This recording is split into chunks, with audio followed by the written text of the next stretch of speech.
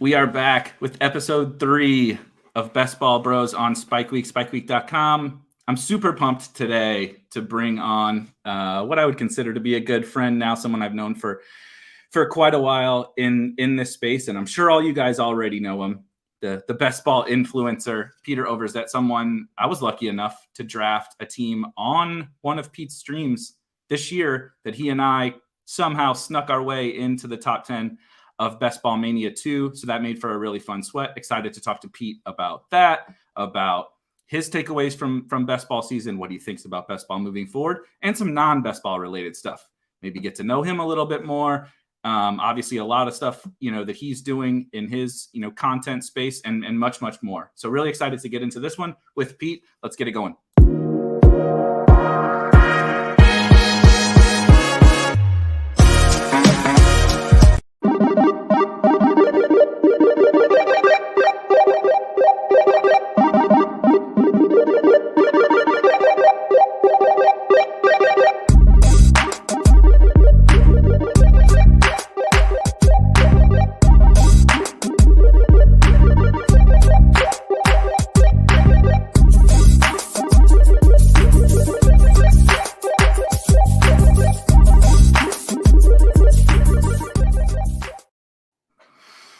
All right, guys. Nick, thank you. My two favorite best ball bros. Pete, what's going on? I'm sure you've probably already had like 46 streams today. How is your Thursday treating you? How's the NFL season winding down? How is that for you? It's going good. Yeah, no, this was the first week where it kind of hit me of like, holy cow, I don't have to, do 10 hours of programming. Normally been having stuff on Thursday nights, even just with showdown crams and stuff like that. So I'm sitting here looking at my Thursday night schedule, like, holy cow, I can just veg out and do nothing tonight. So yeah, you're torn, right? Because we have so much fun, like doing all the content being in there, but then you also realize like, I kind of need a break. I need to dial this back a little bit. So I am excited for these next couple months to recharge. And then I don't know, I even just saw we're getting USFL news, lately. So it's like, I'm already ready for USFL. So that's just how it goes. We'll get into some people sent some questions. We'll get into some questions and all of that later. But that was kind of a one-off question that I had. You bring up like USFL. Do you have any like personal plans to do other sports or like USFL, like when XFL comes around, are you going to try to dive into that stuff? Or are you going to take like, a few months off after the NFL season? Yeah, I mean, I definitely would do stuff around USFL, and I do splash play with Chris Spags on my channel, and I think he's interested in that. So that might be something we do. I've been talking with Justin Freeman at Run the Sims, maybe a little MMA action in the Sims. So that's probably like the other DFS sport I really enjoy building lineups for and sweating. So I could see myself doing that. But yeah, I'm excited for kind of February to take off. My wife and I are going on a trip beginning of March. And then once I get back from that, I'll probably be, ready to go, full bore again, because we'll get USFL, we'll have the NFL draft, and then best ball season will obviously just be completely off to the races then.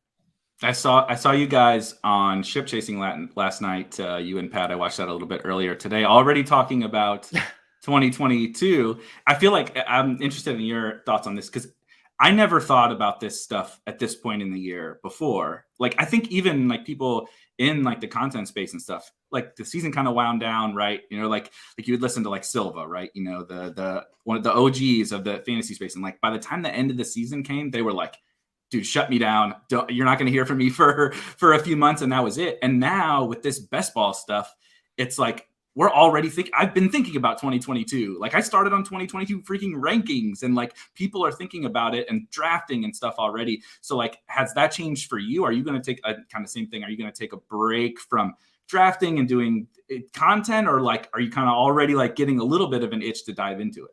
Yeah, no, even just talking about it last night, definitely starting to get an itch. And one of my big kind of takeaways from this season too about, wanting to be more price sensitive at certain times throughout the draft season and making sure you're getting your shares before they become more expensive. And even last night we were talking, like looking at Javonte Williams, FFPC, ADP. And I'm like, this might be my only time to get Javonte Williams. And then he's going to be going 102, 103, like once Melvin Gordon clears out. So it's like that kind of almost fear of missing out on the good prices is kind of a funny motivator right now of like jump in, take advantage of those efficiencies. And then inevitably at some point in the summer, the pendulum will swing back in the other direction. And then you can, get another guy for cheap. So I am interested in kind of a longer, playing the stock market of the best ball. On the other hand, I do think like the strategy you had this year, and I kind of employed it too with going hard early, chilling out in the middle of the summer, doing all the mittens, and then backfilling the rest of my BBMs towards the end.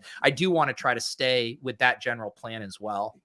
Yeah, it's really funny because I tweeted about this, like, I think after the best ball tournament finals, that I was listening to some content, and like my big takeaway after it all wrapped up was like, I think I need to draft more early in that, like the BBM specifically, right? You have the mittens and all that. Some of them are only going to last for like four days, so it doesn't really matter. But like BBM, the DraftKings Millie, and all that kind of stuff, I'm like, I need to draft more early because of some of the things that you said. You can always draft later, and there's always going to be more contests later. I'm not saying what Chris G in your community that maxed it out by like May or whatever it was. I think that's a little maybe extreme, but my plan was like half early and half at the end, and I think I want to swing that a little bit more early, just because I pulled up some of my early drafts, and maybe this is just small sample, sheer luck for me. But I'm talking about like 6th round Cooper Kupp, like 8th round Deebo Samuel, And so it was like, I was taking JT in the first round in my early drafts, but that didn't matter because I got so many values later on, and like I got so much Trey Lance in my portfolio because he was going in the 14th round or early on. Then we all steam him up really high. And so my takeaway was like, I'm willing to eat the Akers, the J.K. Dobbins, the ETN. I'm willing to eat those teams because my chance to create this just monster squad, I feel like that the evidence supported that pretty clearly. And I think Liam, I got some data from Liam at Chess Liam, who won Best Ball Mania 2. And I think some of his takeaways were fairly similar. And yet there were people like that kind of maybe didn't do as well, right? Like I'm trying to, was it confirmation bias? Cause like we ended on a really good note, right? Like had a good team, had a good season. And it's like, am I just, pushing that narrative because I was successful? Because some other people I'm listening to were like, I'm not drafting early ever again. I lost a bunch of money. I had all these Michael Thomas teams. I had all these Cam Akers teams, and they didn't win. So they're like out on that. Is that like, do you think it's like, I'm just like being like total confirmation bias because I made some money? Well, I was thinking about that too, because there's tons of scenarios where, or let's just say like we built a team that could advance to the finals and there's skill in that, but then like getting the Jamar Chase blow up game and the Rashad Penny, like that's the luck. And I think we both, admit that. But that said, like the way we constructed that team looked a lot like our other teams. Maybe it was Trey Lance or Justin Fields and not Mac Jones on a bunch of those. But isn't that kind of the thesis of like the type of builds that you and I generally like make people feel uncomfortable because of how fragile it is? And yet like, that's the fucking thesis of it, of knowing like, if we can get one of these through, you set yourself up for being differentiated and having a monster score. So on the one hand, it's like, yeah, we'd be feeling a lot more shitty about our best ball years if we didn't have that. On the other hand, we're building our portfolio to have that one monster squad squeak through and be really unique relative to the field. And that's exactly what happened. I think it's hard for people to wrap their brain. And maybe when you come from like, and you're now a DFS tournament bro, right? And I have been for a while. When you like have been able to wrap your mind around the fact that like your profitability on an entire year is going to be made in like a few days.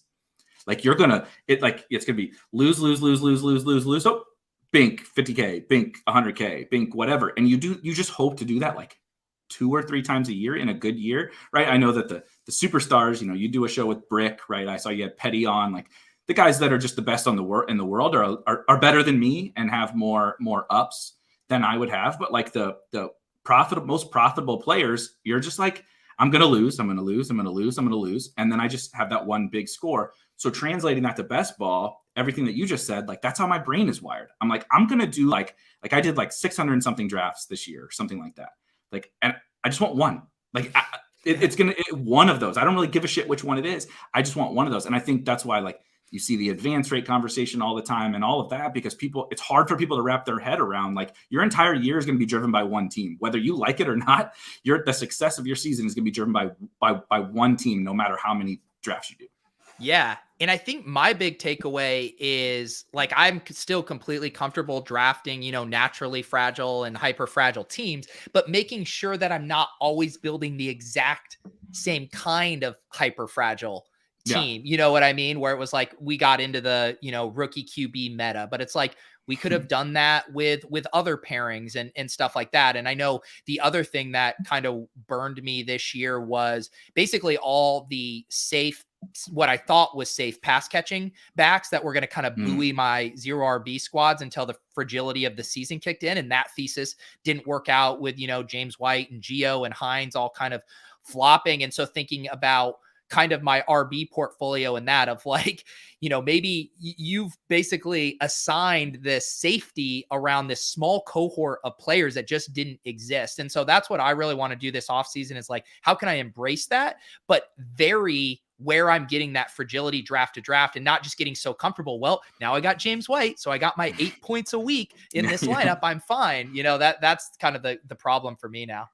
That was another big takeaway. I feel like for me, I kind of had it a little bit going in, and we talked in the offseason a few times where I wasn't drafting that much James White and JD McKissick, and I did go fairly hard at Gio, which, good Lord, you couldn't possibly be more wrong about a pick than the Bucs backfield. But I wasn't drafting as many of those guys. And I went in and I said, part of my strategy for drafting early is I'm just going to play this running back variance thing.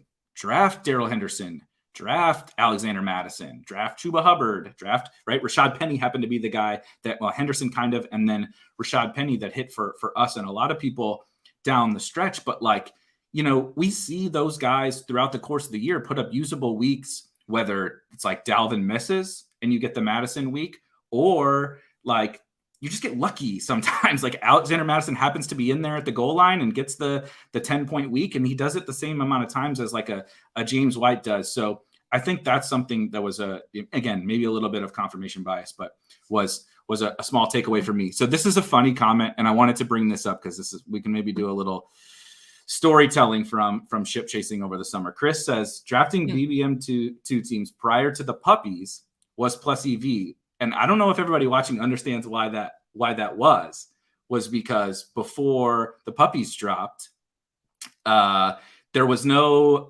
0 RB craze. There was no wide receiver. I forget whatever we called it during the summer. But you host a show called Ship Chasing that I was lucky enough to be a guest on a couple of times. And as we were diving into Best Ball Mania 2, we started really pushing kind of wide receivers. And all of a sudden, this I don't even this reckoning of drafters just going crazy on wide receivers. Like, what's your kind of like that's like one of my biggest memories from the entire summer. What's like your memory of that moment? Because I don't even know if Chris knows this, but like that's pretty much what happened. Is like people are watching Ship Chasing, and like 2 days later, the wide receiver ADPs all went up around. Yeah, I know, because we ended up having like 2 shows within like a span of 3 to 4 weeks, and in my head I remember it almost as like this like one-upmanship thing where we were talking about how far we were willing to push things, and we're just like all kind of working each other into a frenzy of like, you don't need to take one of these fucking guys until the 8th round, like, and then it did just get out of control. And I think it also had a snowball effect to where even people who didn't want to draft like that had to capitulate, because it's like, if I don't take my wide receiver now, they just aren't going to exist. So it was the combo of the people leading the charge and then the rest of the field being like, I fucking hate how my wide receivers look with the way these pissing yellow boys are drafting. So then they started doing it. And then next thing you know, the ADPs were just all out of whack. Yeah, that's a really good point, because I haven't even thought about it that way, where like you got the RB bros that are like, can I take this guy in the second round? They're like, but they're used to being like, I'm going to go RB. Maybe I'll get an elite quarterback, elite tight end. Who cares if I have to take whatever, Elijah Moore in the 12th round? I'm like, buddy, but at that point, Elijah Moore probably was like an 11th round pick. In like a week, you had to take Elijah Moore in the 8th round. And that's not even an exaggeration, you know? And it was also a little bit of, like you said, people were getting influenced, that some of the same guys were getting steamed, right? Visca got steamed, and Elijah Moore got steamed, and Rondale Moore got steamed. But that was such a funny time, and there's so many good comments, and this also happened. So I guess it wasn't all bad for some people, because Fournette was denounced. Paul says, yeah, can we all agree not to do the ADP flip until August, and the RB dead zone starts at the 101, famous Pat Kareem quote. I mean, the question about flipping the ADP in August, I mean, I guess where do you think the field is going to be at, say, when whatever this year's BBM opens up? Because we have to see some kind of correction. Like, people can't ignore. I've even seen, staunch zero RB haters kind of, wave the white flag a little bit and be like, this wasn't a good year to draft running backs early. I mean, do you think just from the get-go, we have a much more wide receiver heavy ADP? I'm so torn on that. So I did my first 2022 draft I started on some rankings. I wanted to kind of see what ADP looked like on Underdog, and just kind of like blindly, fly into a draft. And it hasn't really, it's obviously as early as it could possibly be. And it hasn't really changed. And part of me agrees exactly with what you said. That would be my natural gut take. The other side of that is that there's the running back pool is even worse. Obviously the sentiment for so many guys is going to be so bad. Aside from JT, even people are scared of CMC. Christian McCaffrey, we were like, oh my God, you got the 101. It's a cheat code. People are worried about CMC now. You get the guys that had Rashad Penny has the monster year down the stretch. People are fearful of what he's going to look like, right? He's a free agent. Devin Singletary, is one of the only workhorses in the entire NFL, and people are like, I don't know. That hasn't been the case in years past. We always had the Josh Jacobs and the Chris Carsons and all that people felt comfortable with in the 4th round. And I think that there's just such a small pool of running backs that people feel comfortable with, that it's pushing, just at the high end, at least maybe the first 2 or 3 rounds, it's pushing everybody up. Yeah. And that is because I do think that is kind of normally the narrative of the types who capitulate to the wide receiver heavy stuff, is like, hey, I still feel confident, and I want those warm, fuzzy feelings that drafting a running back in the 1st round gives me. I know no one's going to lambast me for, drafting a Derrick Henry or Dalvin Cook because they have a track record. And then they're willing to kind of go extreme after that. But yeah, I agree with you. I think it'll forever be hard to shake, kind of people wanting to feel comfy with those running backs. And why I still think, again, even though we might get wide receiver heavy drafts, that pure zero RB drafts are still going to be unique and underutilized relative to their win rates. That's what's always so funny to me about the zero RB thing, is obviously you and I and some others are on the same page about that, but people always talk about oh, look at the number of teams that were in the final that were RB. And it's yes, I see that. I'm also, able to see that number, but what's the percentage of teams that are zero running back, that don't draft a running back for 5 or 6 rounds, at least 5%? Incredibly of the whole, low, yeah. 5% of the player pool. So it's that's obviously that should be part of the equation. Of course, there's not going to be very many zero RB teams when there's only 10,000 of them in the whole tournament. And then you just have this aspect of that, not to do the uniqueness thing, but kind of, right? It's kind of the uniqueness conversation. There's an inherent edge to having only the superstar wide receivers and these kind of, the Rashad Pennies, right? Sony Michel's, Alexander Madison's, etc. When your opponents are not going to get as much benefit from those scores as you are when you have Devontae Adams and DK Metcalf and Cooper Kupp or whatever. Yeah. And too, I was just thinking it through. I saw King Coakley in there saying the D-gens drafting early are going to be wide receiver bros. I also think it actually checks out for how the information works, where information's really important for these backfields, whether, who's the backup, what kind of roles can we project, the offense. And that's a lot harder to do early in the year. So like if you were trying to diversify your structural portfolio, like fucking load up zero RB earlier in the offseason when there's so much uncertainty. And then when we get closer to training camp and everything in backfield start to solidify, then you can take your 2-3 running back starts or whatever you want to do. But at least you can hang your hat on some information where like we were looking at the FFPC ADP last night and I'm sitting there looking at Fournette's ADP and I'm like, there is so much just team and systemic risk here that price felt so rich. And that's even putting aside Leonard Fournette bias. Like he crushed this year, but like there was a lot of factors and variables that could change between now and the start of the season for him. Yeah, the information edge thing is pretty interesting because you'll also probably have, like we're sitting here talking about, the wide receiver flipping or whatever. You will probably have a lot of that, right? And inherently, running backs are going to get hurt in the offseason, right? So you're going to remove running backs from the player. Not that wide receivers won't, but it's just naturally more running backs will get hurt or bad news will come out about a running back, right? This is a commit, Devin Singletary. They can come out and say, look, we actually do want to give Zach Moss a role. Devin Singletary falls from the 4th to the 7th round or whatever. And so like you can use that information edge then later, like you said, and use the lack of information edge, the variance edge earlier in the offseason, which I think is something that I think more people will definitely probably start doing, but it's not something people don't think like that. They just, you want to be able to screenshot the team on Underdog or just like feel comfortable. Like, look, I got my starting lineup filled out. Maybe I took some kind of flyer later in drafts. I feel like we'll never, I'm interested in your kind of take on this. Do you think we'll ever get to a point where there's more, like truly more efficiency in the market? I guess we'll definitely have some more efficiency, but in terms of people being able to embrace, like, your team doesn't look good week 1, or like, you drafted in May and it looks like shit. Like that you would not want to start this team in a season long league. How, because you play a lot of season long. Do you have any thoughts like kind of on that whole, just like kind of meta?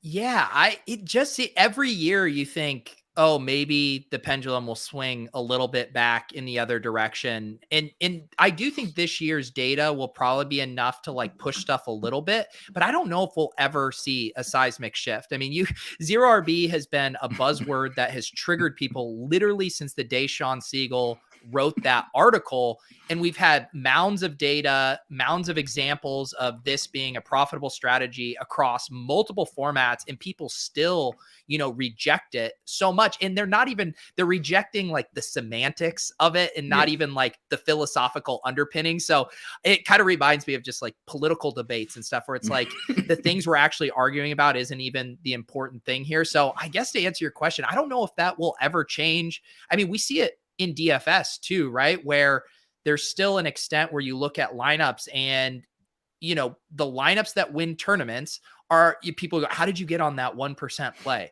How did you get on that play? But if you were to have screenshotted that lineup, and people don't do this, but if you posted that right before lock, people be like, what the fuck are you doing? Like, you're crazy. And that's what happens in best ball. But because there's such a longer time horizon to see, were you right? I think, because again, as humans, we want to be right way more than we want to make money. That's just like how our brains are wired. And so when you have to have this long runway of getting proven that you're right, then I'd rather just try to be right now. And it's a lot easier to look right now drafting a team that everyone likes. And I think that psychology really messes people up. That is such a good way to put it too. Like people, you just want to be right. I mean, that's why the people are shitting on each other on Twitter constantly, right? You say something that someone disagrees with and you're going to get, 14 quote tweets of look at this idiot or, whatever, because they want to show that they're right and that person is wrong, as opposed to, right? Like Liam came on this exact show and was like, dude, I had a below average advance rate, win rate, or whatever. And he's like, and he went through the list of like all the league winners, right? Pick a league winner from this year. He was like, I was fucking wrong about all of them. Every single one. He's like, Cooper Kupp, wrong. Fournette, wrong. Debo, wrong. Blah, blah, blah. Mark Andrews, wrong. About all of them. And the guy had, I forget what the amount of teams he got through, the advance rate continuing, from round to round was just absolutely insane because of how he constructed. It was basically just a roster construction thing. He went heavy on one team, basically, the Bills. Shocker. He's a Bills fan for anybody that his username is literally Go Bills 2020 or whatever. It's so good on Underdog. So he went heavy on. He made a big bet on the Bills, and then he knows how to construct teams really well. He knows how to, like you said at the top, being price sensitive and all that kind of stuff. And so it just played out over his entire portfolio. But he had a below average advance rate. He actually was wrong. He was wrong more than he was right, but he just happened to, it all clicked when he was right. Real quick, I want to hit a couple of the comments, because Harbs asked about the round difference between Zeke and Pollard. So what it is right now, I'll just tell you from the draft that I did last night. Also, this was with like Eagles, Paul that's in the chat, like there was a lot of smart people in this draft, but Zeke is a third or fourth round pick, and Pollard went in the early 8th round. Do you think that that's something that this is like a good question though? Do you think that that's something that maintains on this situation specifically, as well as like Dalvin Madison, the very clear handcuff thing? How do you think people will handle kind of what we talked about earlier with the handcuff value? Yeah, it's interesting because I feel like at least sentiment coming out of this season is Zeke has obviously done a lot to burn people. I mean, we were even doing the FFPC playoff challenge, and even the boomers were telling us we don't want anything to do with Zeke. So that's how things have soured. On the other hand, Tony Pollard didn't quite do enough to where people are like ready to really hang their hat on him. He didn't have even that finish that AJ Dillon did last year. I always remember that game against the Titans at home where they just gave him the ball 20 times. And you're like, holy cow, I see the potential. So I think Pollard might stay a little bit more in check, and then Zeke falls. Like maybe this backfield kind of looks like the Cardinals coming into this year, where Pollard's the Chase Edmonds and Zeke is the James Conner. So I don't know. I think that's going to be really interesting how that shakes out. But man, no one wants to draft Zeke right now. Yeah, it is kind of funny because he's the typical boomer pick, right? The running back guy, not even just boomers. The running back bro pick is Zeke, and now even the running back people are like, no, Zeke looks dust. It's like you take tons of dusty running backs, but Zeke is the guy on the Cowboys is where you're gonna draw the line. So we're about halfway into this, and a little bit I got some questions from some people in a little bit of a fun format. What I'm trying to do on this show is also get into a little bit of like background about the person. So like you have been doing the content thing for quite a while now. Like how did you get here? How did this, where did Peter Overzet come from? And how did you get to being this, doing 50 streams a week on YouTube? It was funny because I was just talking about this with someone the other day that I hadn't, before StreamYard, I had tried out. I was like, I think I'd be good at live streaming. I think I'd have fun with it, but StreamYard didn't exist yet, or I didn't know about it. And I had tried like the OBS thing. It was probably 3 years ago. It was like conference championship. My friend Court Smith, who does the site Bet the Prop, we were like, let's fire up a couple streams. And I remember trying to set up the scenes at OBS, and I'm having audio lag delay. It's crashing my computer. And I was just like, I never want to stream again. Like I'll just upload videos because this is a disaster. So it was like right around the pandemic when I found StreamYard. I started doing lulls with Brian, and then we were just all home all the time. I was like, I'm having fun with this. Let's just go all in. I started doing the randomizer streams, all of that stuff. And so that's kind of when all the live streaming took off.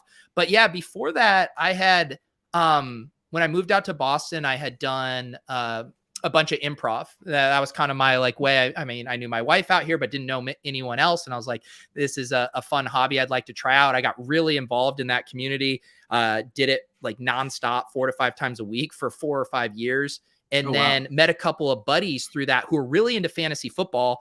And we're like, hey, you want to start a podcast, start a show? We actually did a live. We started doing, we called it the Fantasy Football Comedy Hour, which was doing fantasy football comedy as a stage show for in real life patrons in Cambridge, Massachusetts. And it was like the dumbest idea because they don't give a shit about like, these really hyper niche specific jokes. And we're like, all right, we need to do this as a podcast.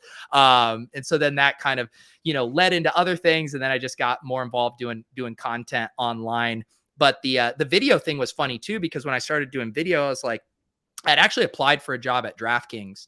And this was, it had to have been like 5 years ago, and they had an on-camera position, and I was like, oh, this would be fun. But I had done hundreds of hours of on-stage performance, but no on-camera stuff, and I didn't do too well at the interview. And I was like, all right, I need to beef up my video presence if I want to do this.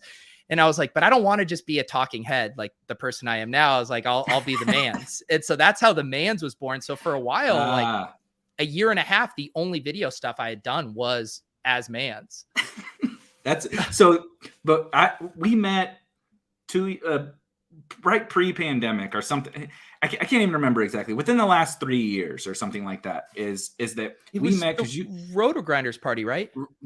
So you started doing the Roto Grinders show on Fridays, and I came on because I have worked for Roto Grinders for, I don't even remember how many years now, but I was working for RG at the time, and I came on a couple times and did the show with you because like I was doing the showdown stuff for RG, and then obviously main slate, short slates. We did some stuff. So met you again. I don't remember how many years ago that was, but before that, and I've heard other people say, how many people have said this to you that they were like, I didn't know like the Mans versus Pete Overzet and like who was this person? Is the man like the Mans? I think it's a bit, but is Pete Manzanelli real? Is he really Peter Overzet? Like before I met you, I had absolutely no idea. Is that like a common thing? I think Liam said that too.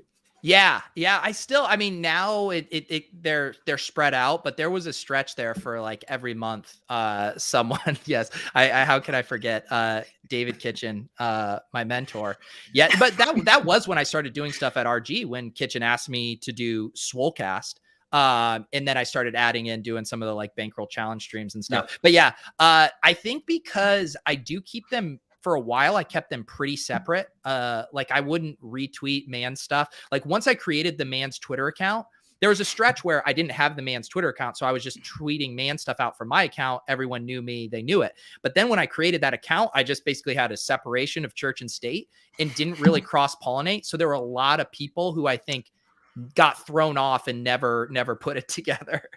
Okay. So I also saw somebody mention, what was it? The Poker Go show or poker what was you were on poker with what's her name, Jennifer Tilley. Jennifer Tilley. I just saw a tweet come up on Twitter across my timeline the other day. You have to tell that story because I think I actually saw that video before I met you as well, and I'm just like, who the fuck is who is this guy? So you got to tell that story for the people. Yeah. So the first opportunity I got from doing man stuff, I had done the Broathlon. That's how I met like Levitan and Bales, and we had done that. And then this site, this was before the Poker Go. There was this site, PokerTube, and they were basically kind of like an aggregator for curating poker content like on their site. And they're like, hey, we'd love for you to make some videos for us. And I was like, yeah, this sounds fun.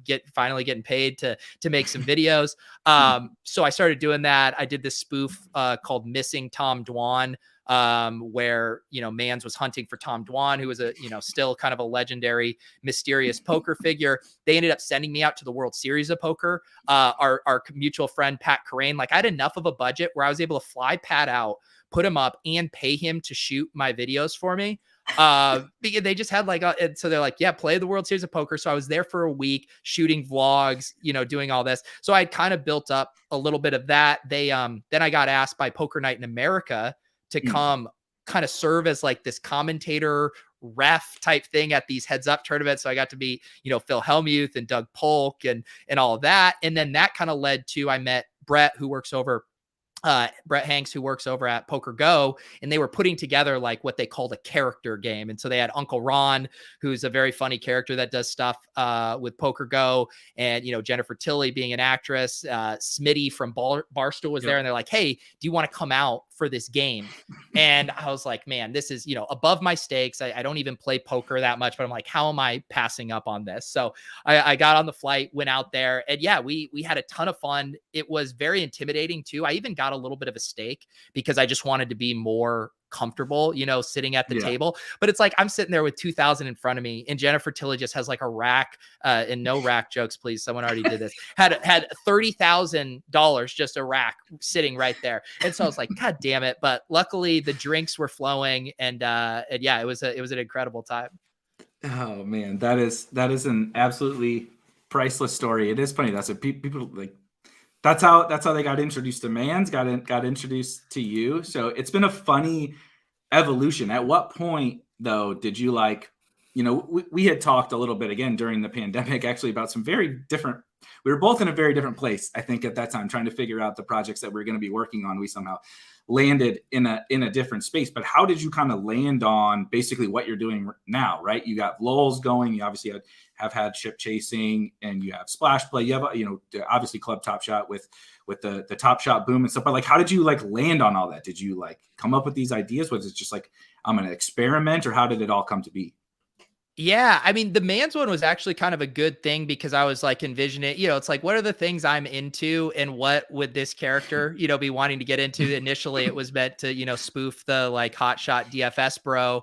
Yeah. And then poker was a logical kind of extension of that. And the poker thing actually started. I hadn't even thought about really getting into poker again. I played a ton when I was in high school and was into it, but an old part of my life. But then I was doing my annual trip that I do with my college buddies.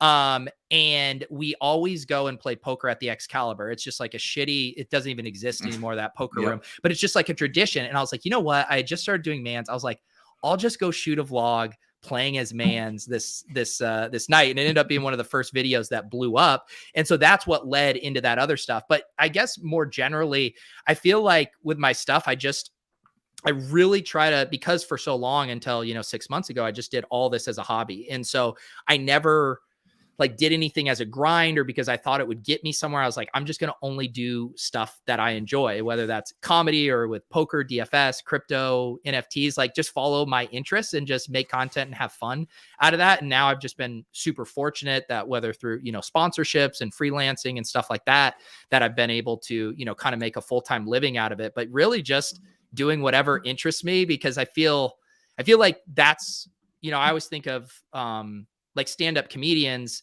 they always say, you don't tell a joke you think the audience is going to find funny. You say something that you think is funny. And then because it's so infectious, the audience is like, oh, I see your point of view. And that's kind of how I feel like with content. Like, I don't want to make stuff that I think people really want. I probably could do better on YouTube if I did that. Just like, I'm going to do stuff that I enjoy and hope that other people enjoy it as well.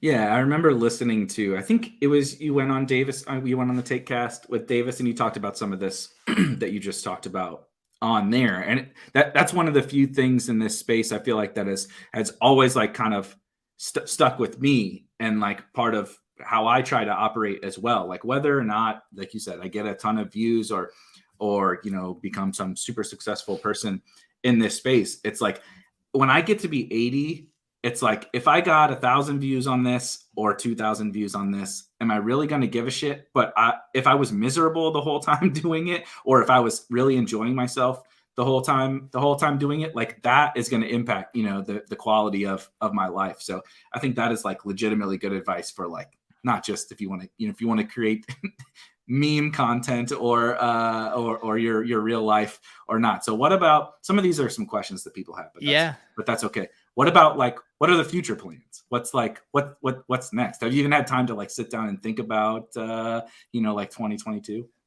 Yeah, I have started to think about stuff. And I was even talking about this on Lulz, I think 2 weeks ago, where I'm like,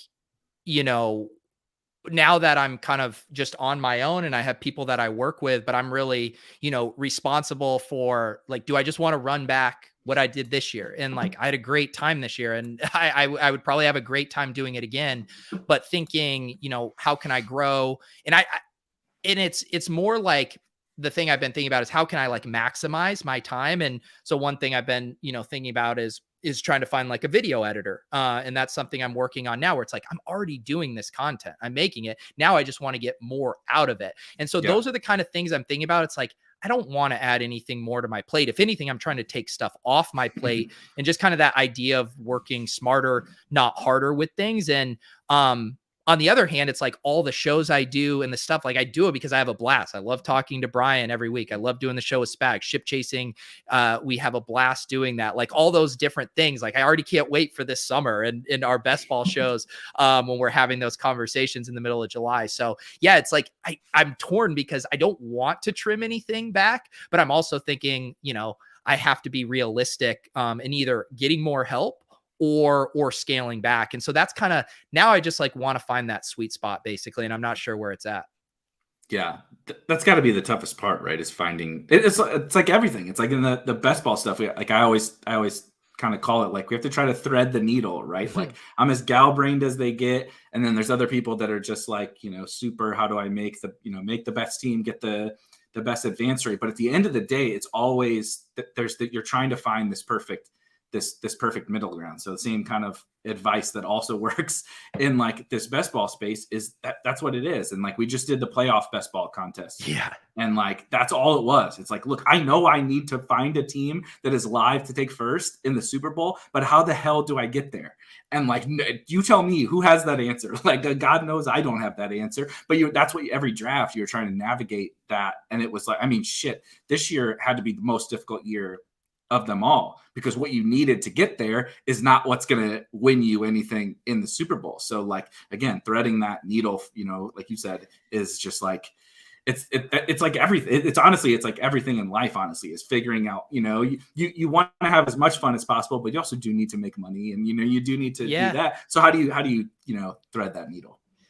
Also, just you saying it reminded me, and I don't know if this is just recency bias or if it's a hot take, but I feel like that playoff format, the 10-round draft, is like the most fun, intellectually interesting best ball format there is. Even the time on it too. Like we love doing best ball drafts, but like still you got to carve out 45 minutes to do one of those. Like doing one of those drafts in 15 minutes and how much you have to think going through that. And you just have NFL playoffs. So it's all the best teams and best players. Like I had so much fun with that format. It really is my favorite, I think. I have told this story to a few people. This is no shit. This is basically how Spike Week became to be a thing. So last year, it wasn't the NFL playoff best ball contest. It was the NBA playoff best ball contest, which is actually, I think, maybe even more intellectually probably like confusing, because it's a series. Right. So it's not even just like, did my team make the Super Bowl, and like, how do I get the Chiefs versus the Rams, and how do I win first in that plus get there? Right. I need Gabe Davis plus Rams and Chiefs. It's like, no, you need them to play enough games. Like you can't have sweeps. Right. If the team that if the Bucks sweep every series to get to the finals, it's like Giannis can't put up enough points in 4 games when Steph's playing 7 games, right?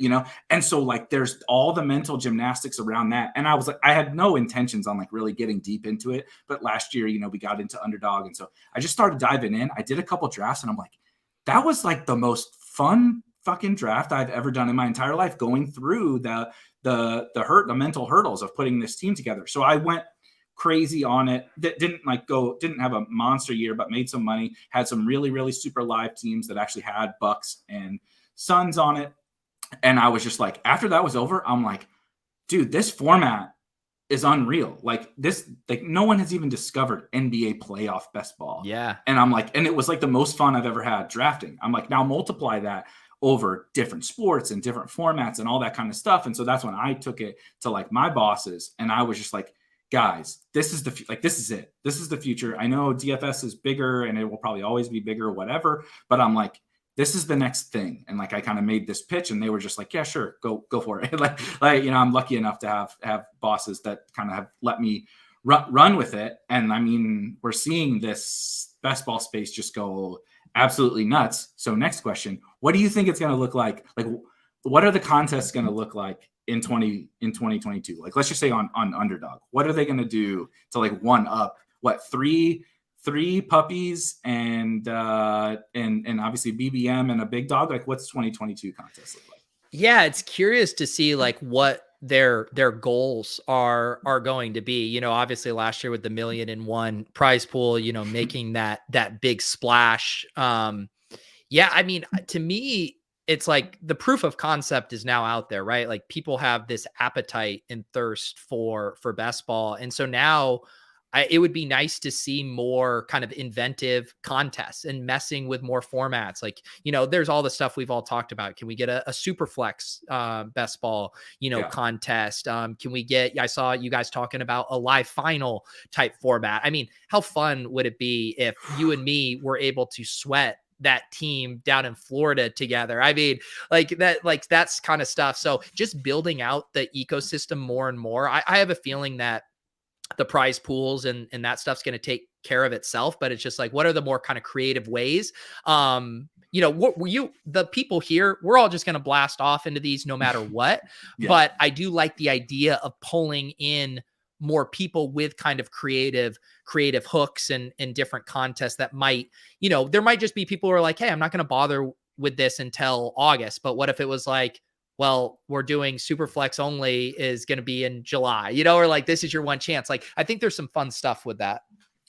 I imagine that there's like an almost infinite amount of contest types, like scoring types, like you said, super flex, right? Tight end premium, just all sorts of, I mean, they're already trying it with like rookies and sophomores and juniors, all that stuff, that there's just like an infinite amount of contest types. And that's the great thing about Underdog, but like they're leading this space, and it's the perfect company to kind of lead the space because they're willing to kind of like experiment. Like that's the only way we're ever going to figure out what is going to work and what's going to be the future is like I would almost guarantee they will launch some super flex contest. I don't know when, but it'll happen, right? They'll launch, I don't know, you guys talked about that I thought was really interesting was like the full all the way through the Super Bowl contest. They will probably do something like that because they're willing to like invest in that and just see how it goes. Like if they lose, it's like, DraftKings, this is no shade at DraftKings, but like in their DFS contest, like it's sometimes it's a joke on what the contest that they'll roll out there because they don't want it to not fill because their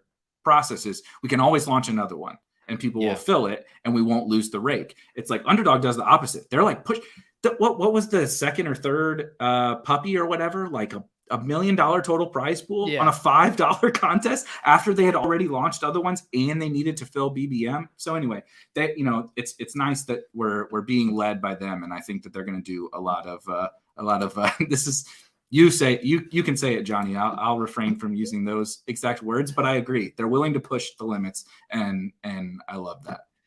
Yeah, Liam doesn't. I don't know if Liam heard our idea of using the full playoffs for the best ball contest, but the beautiful irony would have been these non-Liam Gabe Davis teams just blowing past him in the playoffs since his team didn't have Gabe Davis on it. There was a comment that somebody said how much Gabe Davis Liam had. Here we go. Willis said he had 67%. Gabe Davis, and he would have been he would have won the $1 million on a non-Gabe Davis team, and like you said, had all these Gabe Davis teams fly by him. That would have been so perfect. Many people don't. Go ahead. Sorry. Oh no, I was just gonna say that the one, I guess my personal counter argument to my own thing too is like just for how I like and I think you're the same. I have this addictive personality. And so I sometimes will kind of pump the brakes on, say, like the rookie, sophomore stuff, because I'm like, if I take the time to understand the ADPs, do my research, do my strategy, and start drafting, like I can't stop. Like I will not be able to stop. And so all the different game types, it starts to have like almost this overwhelming, like, oh my God, this is so much more work thinking through this. Whereas, with the playoff contest, it's like, okay, we can just blast off. And once you get familiar with the ADPs, like you just cannot stop drafting. I guess what I'm saying is I can't become Eagles.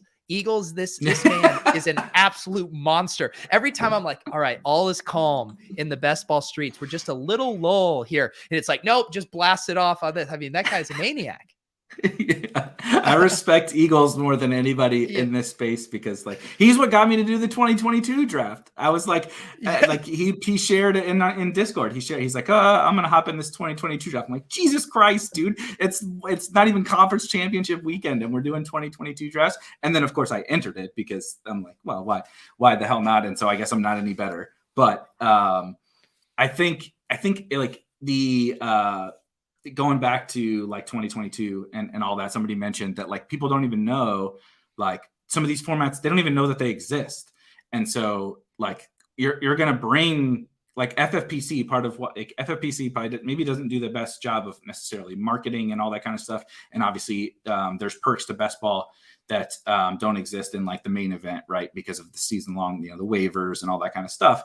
But like tight end premium is really cool, right? Superflex is really cool. It's just most people don't play it. I just this year got my longest home league, dynasty league, that's like super involved, huge rosters and all that. I just got them to go to half point PPR. I couldn't even get them to go to, I'm trying to push for super flex and all these different things. And I could only get like half point PPR. And these guys like do take it fairly serious, but like, just to like, to steal from crypto, like we're so early because like nobody like even believes in any of this stuff. And we're already having like multiple $1 million contests. Yeah. Harbs was asking me up above to disclose pumping my bags, talking about underdog. But another thing about it that does make it so easy is just when the UI is so good. Like I would be blasting off on DraftKings too in those contests if they had an app that was like underdogs. Like I would be all about it because those drafts were super soft, and it literally is just like, man, you got to work for it to go do the drafts over there. Like if they just put it in my hand with this beautiful UI, I'd probably be doing that too. Yeah, it's awful, and I did it. I got 150 into That's the incredible. DK Millie, and it was an exhausting process. It really was. Like you said, underdog, it was like, I don't know. I didn't max. I don't think I got to a max on any of the contests, but I got, close on like a lot of them. And like, I don't know, it didn't feel nearly as stressful. Like I could do a bunch. Like you could do not even because, we've had the slow versus fast draft debate plenty of times in the off season, but like I'm doing fast drafts and I could do several. Like Liam, the psychopath that he is, he's like, I think I got to like 8 fast drafts at once. I'm like, okay, that's a little bit excessive. I still call bullshit on that. We need proof, Liam. Yeah, Liam, we need to get the screen share and show me the rosters after. Yeah, the rosters. Yeah, we need to see the rosters. I guarantee you that the winner of BBM2 was not in one of the times that you did 8 drafts at once, Liam. So real quick, we got like 10 or so minutes. There's no real hard cap. But I got a little bit of some people had some questions. Okay. And so because it's you, we're gonna do them on a randomizer wheel. We don't have to necessarily hit all of them, but we got like 10 or so questions that some people sent in that I thought were really good. So I want to hit some of them on a randomizer wheel, since that's obviously very fitting for you with the randomizer. I like it. Randomizer shows. What does your wife? First one. What does your wife think of what you do for a living? Yeah, no, she's been Lauren has been just so incredibly supportive of me, and also just in how much she puts up with for a lot of my shows. Like my Tuesday nights are now Club Top Shot. My Wednesdays I do Lols in ship chasing, and then I was doing the showdown crams. So there was a time during the season where it was like our only like one true free night would have been Friday and Saturdays, where I didn't have anything, going on. And so, yeah, she's been very supportive. And I think kind of always seeing kind of like my vision and my goals too, of like, hey, I'm going to have to bust my ass here for a couple years. And there's going to be lots of kind of time sacrifices, but ultimately I think I'll get to where I want to be. And she never like wavered on that. She's like, it sounds like I'm, just bullshitting, but she's never guilt tripped me once. Like there's never cut like, oh, you're going to do this again. So I truly am incredibly fortunate. The kind of, I don't want to say leash because that sounds, like as a weird derogatory, but the long leash she gave me to just kind of do everything that I thought would, be best for kind of my long-term, because, it was for a while, like doing my day job, which, luckily was a pretty cushy job, but it takes a lot of time to have a job and then try to, build this stuff up on the side. Yeah. It's one thing. This was maybe the question I was most interested in, which is, I don't know what that says about me, but I guess maybe because I'm doing a little bit of the same thing that you're doing. And also like the other crazy part about this is like, you're also playing DFS. Right? You're playing best ball. It's not even just like the job of doing the stream and everything you have to do behind the scenes. It's like, I also have to draft teams. I also have to build teams. Then like, and part of the reward for doing like building DFS teams, like I want to watch the games on Sunday. Right. And so like, I've been doing this for years and years now. And it's like, Okay, Sunday for 18 weeks, and then playoffs is taken up, and I gamble on a lot of the other sports, right? I'm grinding DFS on other sports, and so I do think it takes, like, people definitely underestimate what it takes from, like, your spouse or family or whatever to be able to allow you to do these kinds of things, because it's a pretty big sacrifice for them. Yeah. And I know there are some people that do content but don't play as much, but that would be so hard for me. Part of what is in, like, just the way I do content is, like, I'm participating heavily in these things and then just kind of sharing my experiences with you, what I've learned, my process. I'm going to fuck things up. You'll watch me on a stream misclick during a draft. I mean, like, that's kind of how I do it.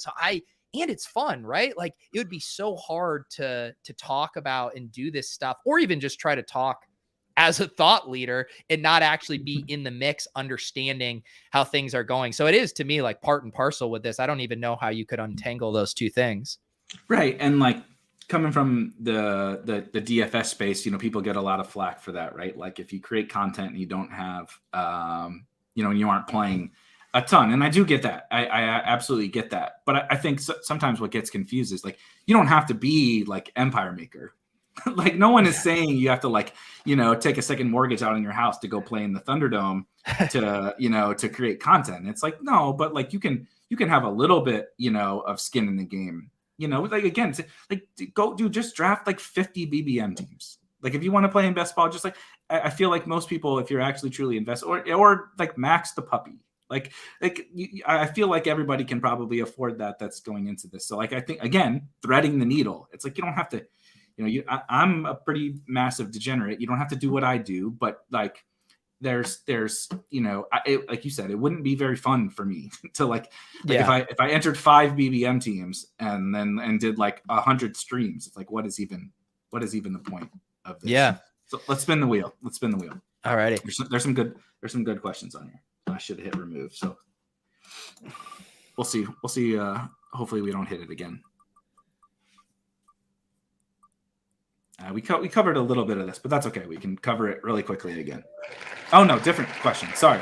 So, top tip for the audio only people. Top tip for people wanting to take fantasy sports seriously. Yeah, I think seriously is different, right, than saying I want to, make a living out of it, which I think both of us would agree. Like, I would be dead in the water if all of a sudden it was like, you can't make content, you can't do all this other stuff, but you just need to be a professional fantasy sports player. One, like, that would terrify me too, especially the way we play, right? And understanding the potential swings, like, even the bankroll that you would need to justify how we play to make a living on it.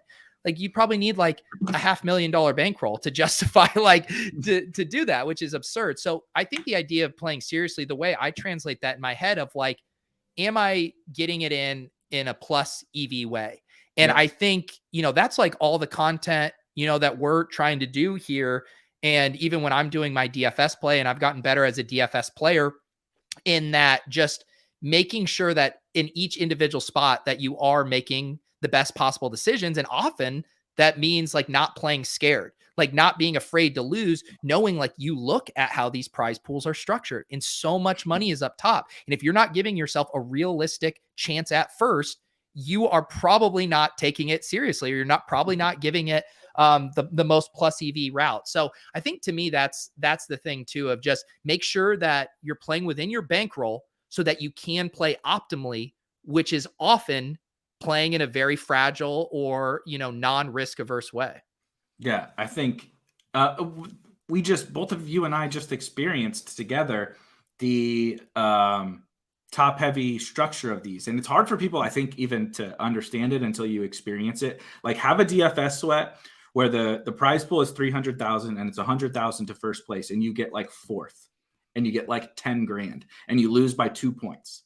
It's like, you lost first by 2 points, and it's a $90,000 swing from life-changing money to, like, $10,000 is great. Everyone would want $10,000, but that's not really, like, changing your life, right? 100,000 probably changes a lot of people's lives.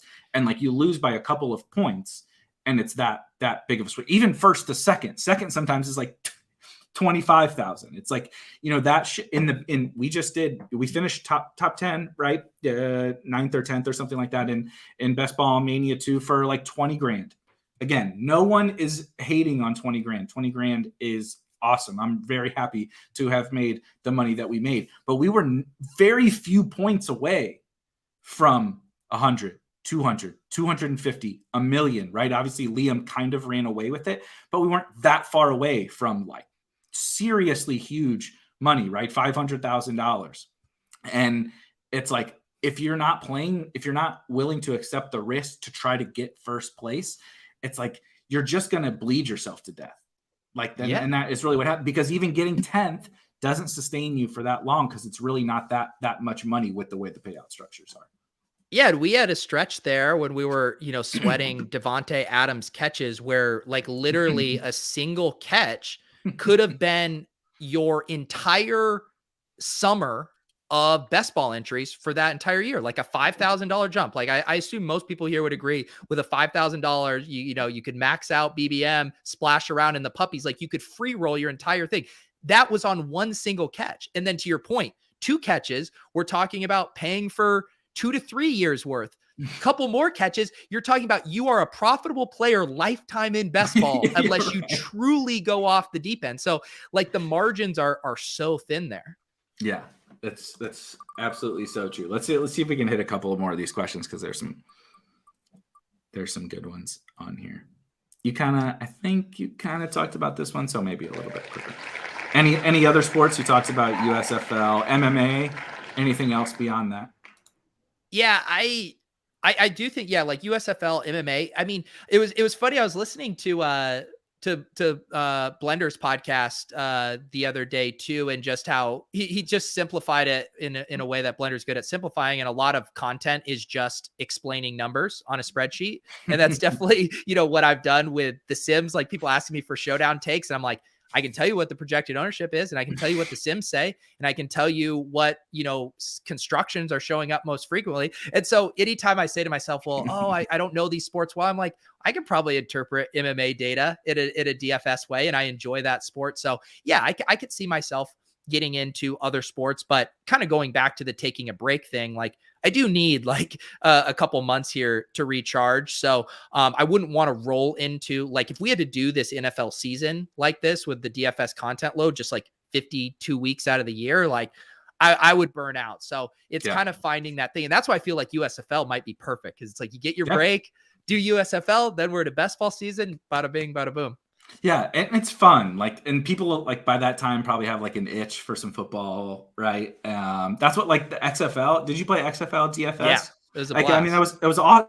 Blast. Like, you could only make like $5,000 or something like that, even in the higher, but it was so much fun. Like, people were just itchy for. I was doing freaking tags in lineup HQ, and like having like literal like hour-long conversations with Jamino on the back end about, like, should we project Donald Parham for this, or should we, but like because people were into it. We did shows. We did XFL shows because people were so into it.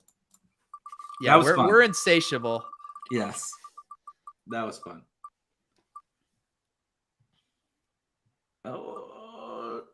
I think we hit. Yeah, we are. Let me remove it.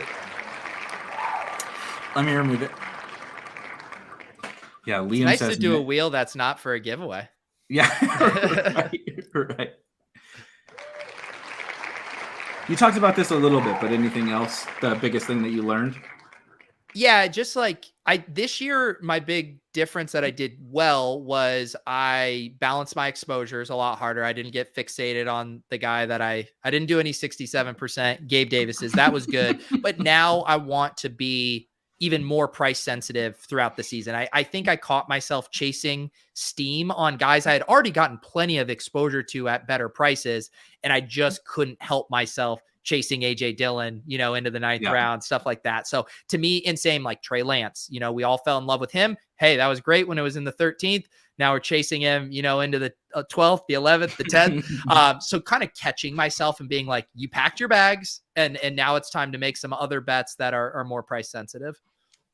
I do just want to point out really quick, I didn't even notice this, but Paul points out just a couple of best ball whales hanging out in the chat. And there's literally a conversation right now between Liam and Tony, the two guys who won $1 million. This is Tony, who won the DraftKings Million Maker, and obviously Liam, who won BBM2. Two guys that just won $1 million are just having a back and forth casually in the chat. Well, I mean, if there's any better tribute to or understanding like how important niche content is, it's like, well, where else are people going to have a water cooler for best ball chat than over at Spike Week? So I think we all found our home. Yeah, exactly. All right, just a couple more. Ooh, I think this is a good one. I think you talked about this, but maybe not. What's the first like piece of fantasy content? Yeah, it was the fantasy football comedy hour. We did try to do more generic sketches. I remember one of our first sketches we did, and we teamed up with this other sketch group of these funny ladies at the theater, and it was like a parody of a sex hotline, but it was guys who just needed to have a place to call in and talk about their fantasy teams. And so the ladies would be like, "Oh, you had Gabriel Davis at 67%. Oh, sweetie, that's so hot." So like we had written a whole sketch like that. That was one of our more successful ones just because everyone understood the premise. So yeah, I was doing content like that, in Cambridge in like 2015. Oh my gosh. And can you remind everyone what your FanDuel username Yes. is? Yes. As Soccer Dave will never let me forget. It was funny because my FanDuel username, when I think I first played on FanDuel in 2013, and it was Revert Z Top, which is my DraftKings handle. I started doing that show, and your marketing brain kicks in and you're like, man, if I win a tournament, like I need to rep the fantasy football comedy hour. So I submit a ticket to FanDuel support. Can I change my name? And they say, sure. DraftKings wouldn't let you do this. And I was like, all right, the FF Comedy Hour _ Pete, submit. I'm brilliant. And now I'm stuck with it forever. And it probably leads to me not playing on FanDuel that much. Yeah, you could be the best FanDuel player ever, but like just by having that name, you're like, I think we'll stick to DraftKings. Yeah. Oh my gosh. It still gets I know me looking back at old usernames is so funny because it's like AIM usernames where you just don't even think about it and then don't realize what a big part of your life it's going to be. Yep. And that is so true. And like poker, that's what all these, like, I love to make fun of my buddy Adam Scher because he has ship my money. It's been his, poker for whatever. I'm like, dude, it's like you have an AIM, like just use your name as your username. You're an adult now. You're more than 30 years old. Yeah. So here's a good one. This is something we don't ever really hear from you about, like your actual like sports interests or whatever. I think you've talked about, that you're a Broncos fan, but what about like actual favorite athletes ever? Yeah, I feel like I'm such like a cyclical person too, with like going through, stages of my life. But like I think for some fun answers of back when I was a kid, like when I first got into the NBA, it was John Starks. And then on the Nuggets, it was actually Mahmoud Abdul-Rauf. Oh yeah. Do you remember him? Of course. Yeah, just lightning quick, just had an incredibly quick release. Obviously also had all the controversy stuff with the with the praying and all that. Yes. But he was just electric. Him and in those early 90s teams with Mutombo and LaFonso Ellis and all that. But yeah, I would say Starks. For some reason, like I love Jordan, but there was something about Starks as this underdog where he looked like the guy that shouldn't necessarily be out on the court, and that he's just hanging with Jordan always appealed to me as a super short kid playing basketball. And then, and then when the Broncos won those first two championships with Elway in 97 and 98, like I was obsessed with those teams, the Rod Smith, Ed McCaffrey, Terrell Davis teams. So yeah, I would say those are probably the big ones from my childhood. Yeah. The best man in my wedding was a diehard Denver Broncos fan. So Terrell Davis, John Elway. I was very familiar with those because, my best friend growing up was like an absolute diehard Denver Broncos fan. And it was difficult for me growing up because I was a diehard St. Louis Rams fan. And obviously they are now the LA Rams, and they were ripped away from me. So I only had a few years. They were good years. The Greatest Show on Turf that was a whole lot of fun. But I was like, I think the year that I was 11 when they won the first Super Bowl. So like just getting into fandom, right? Like that's what like hooked me on football. You're like, holy shit, Kurt Warner, Isaac Bruce, Torrey Holt, Marshall Faulk, blah, blah, blah. And like that, I was like, oh my God, this is it. Like I love football, like I absolutely love football. And my dad was a football coach and all that. So it was a natural transition. And then they got ripped away from me after they finally started to make a comeback. It was Jeff Fisher, but they were finally starting to turn around. Then they get McVay, right, and make the Super Bowl. So my fandom, I was interested in that question because my fandom, like I have very few teams I really even root for at all. Like I used to be like a huge fan of tons of teams, and now I only have a couple that I actually even care about. I know, it was interesting too, because I was hanging out with my college buddies this weekend, and it seemed like one thing I noticed is because I had a bunch of friends from San Diego who just like were done with the Chargers when they moved. Like they really took that personally. But then I also, some of my NorCal friends who root for the Raiders, they didn't feel as betrayed, and they like still root for the Raiders and don't care. And I thought that was interesting how like I guess how the Chargers situation went down, that it was more, also, I guess, because they were saying stuff like, the taxpayers need to pay for this new stadium or we go, I guess they took it harder, but it's just laundry, right? I'd rather just root for players. That's kind of, before I get into this question real quick, that's kind of what happened with St. Louis. Actually, St. Louis actually just won a big lawsuit. They settled with the Rams.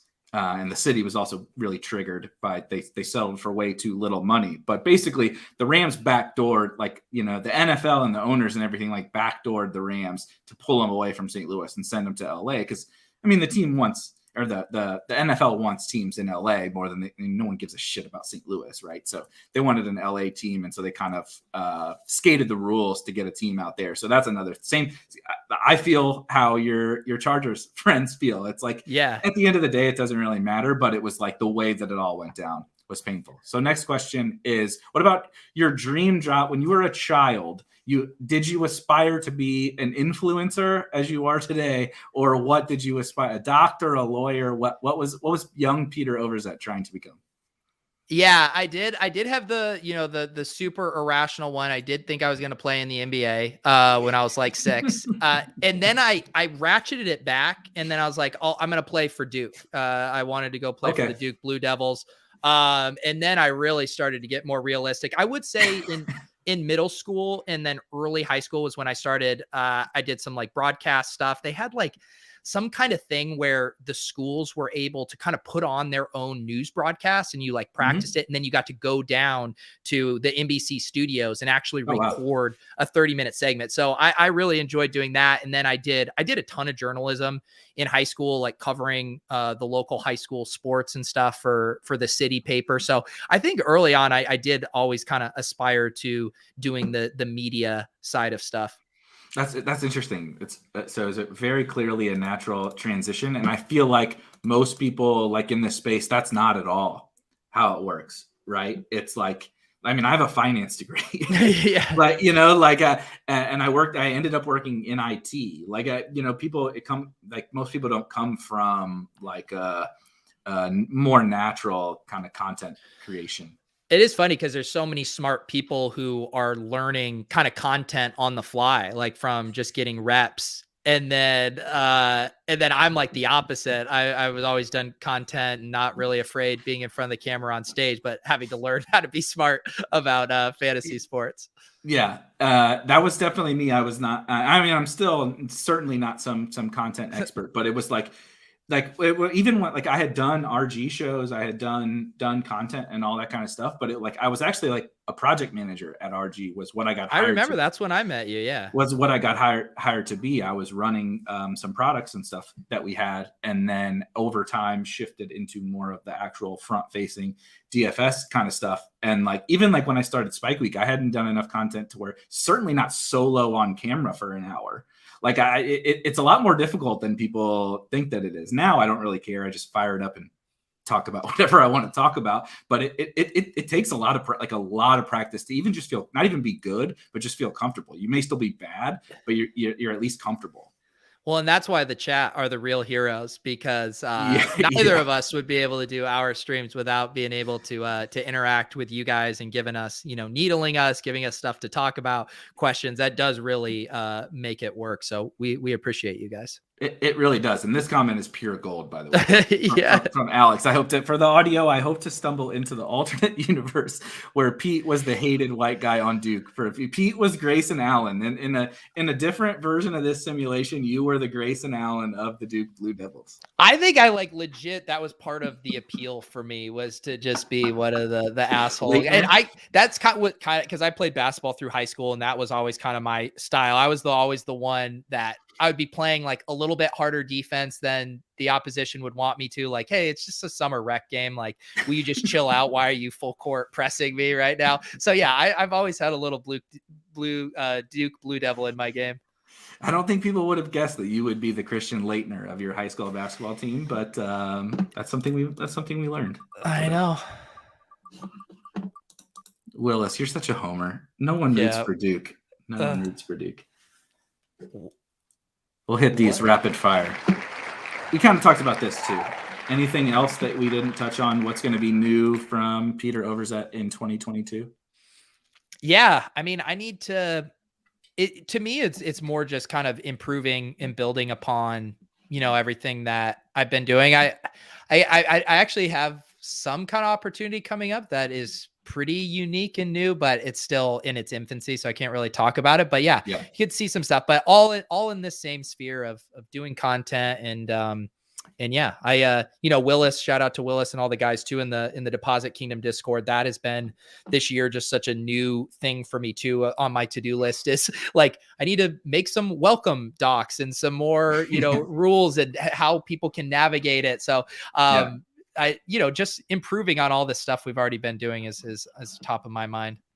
The Discord thing is so big. I don't know how it's been for you, but definitely for us, like it's crazy, just the power of the community when everybody can be together at all times. When like you have an idea, like you just toss it in there, right? And like you have other people to talk to, and there's like always someone there to, whether it's me or or you or Paul, like you said, Willis, Rob, all these people, Liam, that are in here are in these Discords, and like you're able to chat with them about anything that comes to the top of your mind. It's pretty crazy. We talked about what you did before you got into content creation, but other than like your profession, if you don't mind. Yeah. No, I worked at a software company. I think I started in 2012. I'd been at the same place until this summer, and it was a marketing and copywriting position. I ended up being at the end the head of communications there, and it was just a small software company.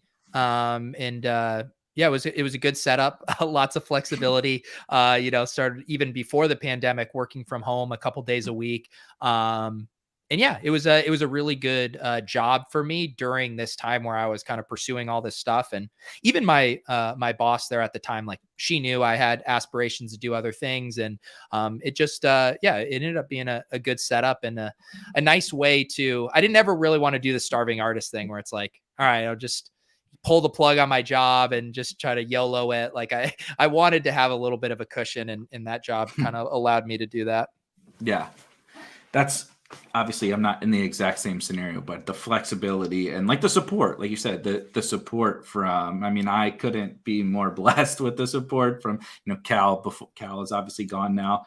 But Dan as well, alongside Cal and Cam and everything.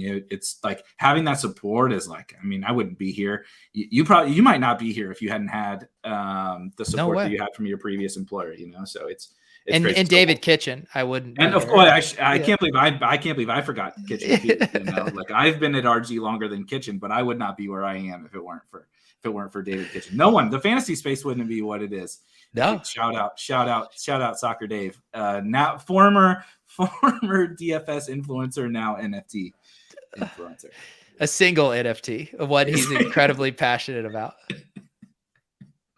Oh, I can't handle. Did you see the battle playing out yesterday with Davis really wanting to do a swole cast and Kitchen not allowing us to do it? Yes, that was great. So my take on the swole cast really quickly is that these times when like you guys are like the off-season editions and this like playoffs and like kind of when there isn't really much football to talk about are by far the best ones. Like when you guys feel forced to like talk about the slate and all that, like it's fine, whatever. Like you guys do a good job and you still, put in a lot of humor and all that. But I it's appointment viewing when like this week, if you would have had one, like would have been absolutely appointment viewing for Davis to be able to needle Dave and everything. But the week 7 of the NFL season is like it's fine, but like I mean it is like absolute must watch in those other weeks. Well, that's the irony of it, right? Is our benevolent overlords at Better Collective only want to write the checks for in-season content, even though we're built to be an off-season show. Maybe we should pitch like a flippening where we do Wednesdays throughout the off-season and then not doing a show during the season. That would be it. We can run that up the ladder. I guarantee you, shout out Mark Peterson, who runs Better Collective US. I guarantee he has never watched the Swolecast. If he actually understood what the Swolecast was, he would probably sign off on that immediately. Like, you mean I don't have to pay these guys during football season? I'm just going to pay him for the off season, and I think he would enjoy that. I agree. I always ask Spags because our Splash Play is sponsored by Football Outsiders, where Spags now works, and I'm like, has anyone from Football Outsiders actually ever watched this show? Like, are they aware of what they're paying for? And it's like sometimes I don't think they have actually watched the show. No, definitely not. So one last question, and we'll obviously run overtime, and we'll get you out of here. We talked about kind of like how you got started, how the YouTube thing got started, and all that. But that most relevant to this group is like ship chasing. How did you, Pat, and Ben meet? How did ship chasing come to be? Yeah. So Pat and I, and it's kind of funny because this is the last missing piece that from like my content story was after doing FF Comedy Hour, I had Matt Friedman on, who's now at now he's at FTN. I can't keep track of where he's at. Yeah. He was at RotoViz, and him and the Fantasy Douche had this idea for an NPR style fantasy podcast. And Friedman had come on the Fantasy Football Comedy Hour. He's like, "Oh, this show's really well produced. Pete, would you be interested in kind of like hosting and, producing this show?" And I said, sure, this sounds great. So we started doing a couple episodes, and then we were quickly overwhelmed with how much audio we had to process and all of that. And Pat was already doing, helping audio produce a little bit for RotoViz. And I think I'd written a couple articles. So I remember like having like this hour-long call with Pat, be like, "Hey, I'm in the weeds on all this stuff. Do you think you could help with this? Blah, blah." And so then it just ended up being Pat and I really in the trenches working on Fantasyland. And we ultimately kind of burned out on doing these episodes. We did one on Zero RB, the kind of deep dives because it was just so much work. And so we kind of transitioned it. One of our last episodes we did is Fantasy Douche and RotoViz sent us to the FFPC drafts. And so we kind of recorded audio from that whole weekend. Pat and I arguing in the hotel room, talking about our draft after. I think it is still holds up as a pretty fun ep. And then that kind of transitioned into, all right, what if the show just became you and I talking about our high stakes experiences? And so it was first an article series on RotoViz, then became a podcast that I still hate the name for, called High Stakes Diaries. And then mercifully we moved over to 4 for 4 took us, and we changed to Ship Chasing. And then, so we just kind of continue running it back, obviously brought Ben Gretsch in the fold, and kind of just documenting us playing high stakes fantasy football all these years. How did you guys meet Ben? How did I meet Ben? I think I just knew Ben from online in doing content. I'm trying to remember if I'm missing like a very specific moment. I mean, Ben will always, like, similar to how we think similarly about stuff. Like, I think the way Ben talked about fantasy sports, that always resonated, probably from RotoViz. Just, Ben was part of the, he started writing his Stealing Signals column over there. I think that's probably where I first met him. Yeah, this year has been a whirlwind for all of us, but having literally, like, I knew who Ben was before this year, but like barely at all, just like extremely vaguely, and then meet him on Ship Chasing. And the next thing you know, like, I'm doing the kind of like primetime Sunday morning show on RotoGrinders, and I don't have a co-host for the show. And they're like, "Who do you want it to be?" Blah, blah, blah. And I was like, "Well, Dan, can I sell you on somebody?" And I was like, obviously you and Pat are, not available. And I'm like, I got the perfect person for this. Like, if you want someone that can talk intelligently about every single football player like that exists on the planet, like, and tell these, thousands of people listening to the show on Sunday about all these situations, I'm like, it's been. And that turned into one of the most fun pieces of content that I have ever done. You know, so we did it for 18 weeks. Ben and I on the Sunday morning Roto-Grinder show, and like literally, you know, just a couple of months before, he didn't know who I was. I didn't know who he was. And the next thing you know, we're on a show, and I thought it was awesome. So, you know, I guess shout out to you. Perfect way to sum up the show is like, shout out to you. Cause these connections and everything, just a crazy last, it's been, I guess, 8 or so months, going on 9 months, have just been an absolute whirlwind. Yeah, and it's funny, like thinking back to those shows we did this summer too, is like it was completely organic. Like it wasn't like we were all huddling around being like, how can we, change the ADPs? It was just like we were all so passionate and so enveloped in this best ball world, and we're like, we just got to get on the air and talk about it for 2.5 hours. And just like to have that kind of fun and see that it resonated with people was that was a blast. And Gretch is awesome. And I also, one thing that's nice about Gretch too, and I bet you've felt this way with your shows, is like he's like in his own world. He's not in the hive mind of, he's not worried about what the ownership percentages are and who's going to be chalked.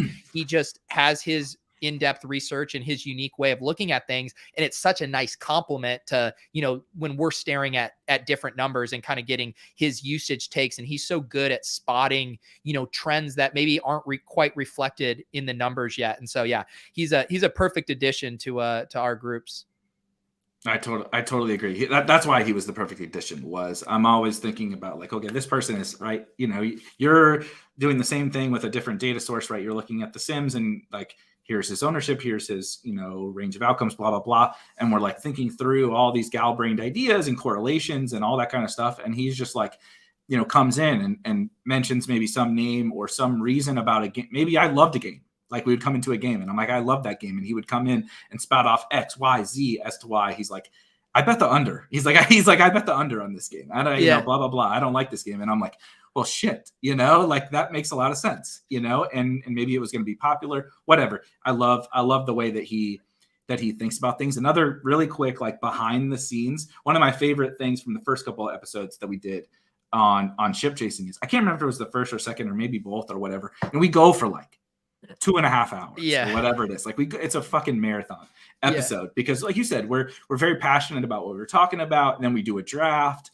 And the draft is a lot of fun because it's all these sickos that are in this chat right now, and we're going crazy over wide receivers. And then we wrap up, and like we all just talked about so many things. Our minds are just spinning, and we're all like, okay, I'm gonna go take a piss, and like I got a question for you.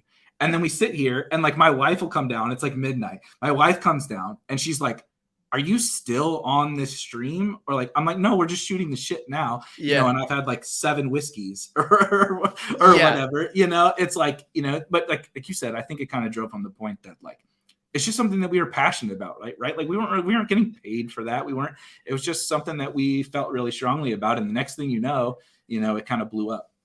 Yeah, and I sometimes have those moments, and it almost feels like a stoner moment when you're like, it is so surreal that obviously it'd be funner if we were all in person, like having drinks and talking about this. But the fact that we're able to, I feel like it is almost an out of body experience when you get talking and you're having fun. You forget you're on the internet and we're just talking about this thing, and we have these shared interests and these technologies that facilitate it. We're fortunate enough that there's people who want to watch us have these conversations. Like I do really value those moments where it's like, this isn't a job, this isn't a chore.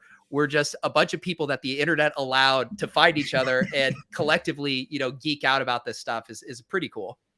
Yeah. And then the only other one that I'm going to bring up is you guys do a like pre-Thanksgiving show that I was lucky enough to be on and brought on. I mean, Reeves is on there, right? And like just an incredible, just like collection of people kind of doing what Pete and I are doing today, just like shooting the shit. And it was the same thing, like you said, that like, I think that's what makes this whole community great, kind of to wrap up, is like Peter and I could just sit here and literally shoot the shit for an hour and a half, right? We can bring on a Wednesday night before Thanksgiving, right? There's a DFS slate the next day. We could go crazy talking about everything that we want to talk about for the DFS slate, but all we really did was have some beers and like shoot. We're telling like Evan Silva stories, There's like, plenty of those. Yeah. When Daigle comes on and, he's telling us what Silva's doing in the other room, right? Like we're just shooting the shit and having fun, and people want to hear that, just as much as they want to hear like, what's your take on this player? you know? And so I think that's the biggest thing that's gotten me really excited about this whole space, is that I can do a show like this